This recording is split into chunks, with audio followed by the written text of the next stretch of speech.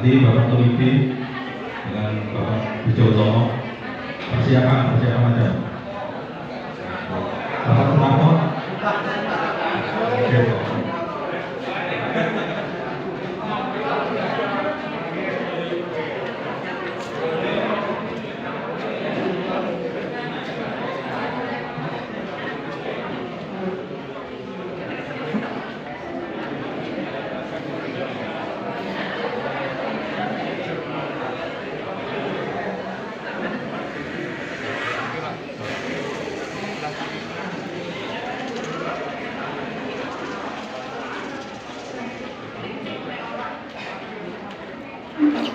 Selanjutnya Bapak Kasih, Bapak Herianto.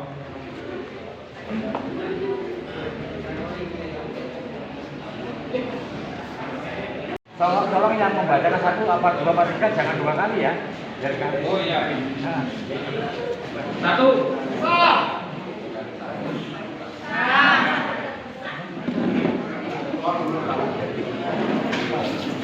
Satu.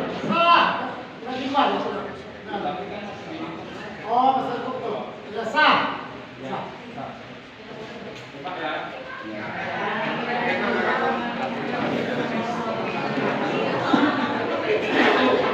Atau 1 sama 2. Berarti pertanyaannya 12 tidak sama. Kalau 1 ya 1, kalau 2 kalau 3 ya 3. Gimana Bapak-bapak? Ya, sudah. Lanjut. Dihadapkan ke saksi. Bagaimana pendapat Bapak tentang pelaksanaan dari Pilkakam yang berada di kampung Kujodadi yang dilaksanakan pada hari Minggu yang lalu, Pak, atau hari Minggu kemarin? Ini kami minta statement Bapak selaku dari PJID dan juga Ormas Bidik yang kami ketahui sejak awal memonitor pelaksanaan ini hingga dengan akhir. Oke Pak, gimana?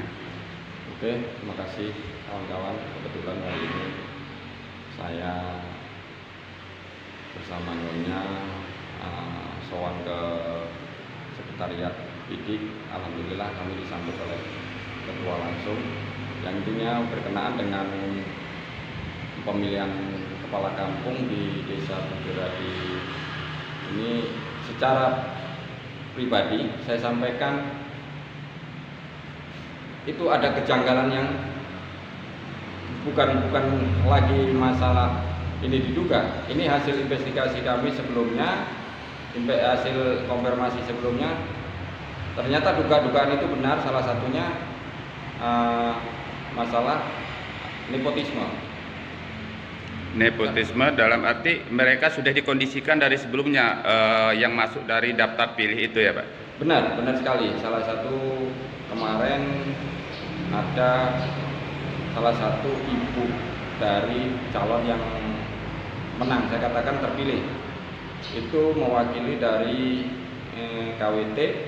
Namun di situ di peraturan dari panitia itu sendiri menyebutkan bahwasanya itu dipilih dari 133 itu dipilih dari tokoh-tokoh masyarakat. Sementara sebelum pelaksanaan kami bersama anggota Bidik melakukan investigasi, mempertanyakan kepada salah satu tokoh masyarakat, menyatakan bahwasanya selama ini tokoh masyarakat sudah dipeta-peta, artinya sudah ada pengkondisian, bahkan yang masuk dalam kategori tokoh masyarakat itu tidak diberitahu atau tidak diajar rembuk. Bahkan sebaliknya sebelumnya pun ada pengkondisian lewat BPK. Ini disampaikan salah satu warga ya Pak Ketua ya, salah satu warga yang diminta bantuannya. Oh, berarti mereka untuk memilih calon tersebut sudah mendapat arahan dari BPK sendiri yang seharusnya netral, gini maksud Bapak? Ya benar sekali. Di situ ada, kalau kita bilang money politik, artinya di situ. Makanya saya meminta dengan adanya, bukan indikasi, saya katakan ini benar-benar nepotismenya sudah terjadi. Saya meminta kepada pemerintah Kabupaten Lampung Tengah, khususnya kepada Bapak Bupati, untuk sekiranya meninjau ulang proses pelaksanaan itu. Proses pelaksanaan ini Bahkan saya berharap untuk suatu penegakan supremasi hukum baik di perdata maupun pidananya, untuk tegaknya supremasi hukum itu untuk menunda atau bila perlu Diadakan pemilihan ulang. Pemilihan ulang. Itu permintaan kami, tapi kami selaku organisasi profesi, kebetulan Bapak Sentot Alibasa ini selaku ormas, artinya kami mempunyai kewajiban untuk meluruskan persoalan-persoalan di bawah. Artinya ini yang dilanggar oleh panitia itu sendiri. Padahal peraturan dibuat oleh panitia, tapi di situ dilanggar oleh panitia. Artinya hari ini kami sudah full paket. Kami akan melayangkan surat laporan ke Bali yang kedua, karena kemarin sudah kami sampaikan ke PJ sampai ke Bupati Tembusan. Nah, sebelumnya saya juga mengkonfirmasi oleh PJ Bapak Chandra ya, Bapak Chandra. Pak Chandra sudah menyampaikan semua proses sebelum ini dilaksanakan. Pak Chandra sudah menyampaikan apa mekanisme yang harus dilakukan, namun panitia tidak mengindahkan sehingga terjadi pemilihan ini. Jadi saya pribadi dari Ketua PDIP Kota Metro menyatakan ini cacat demi hukum.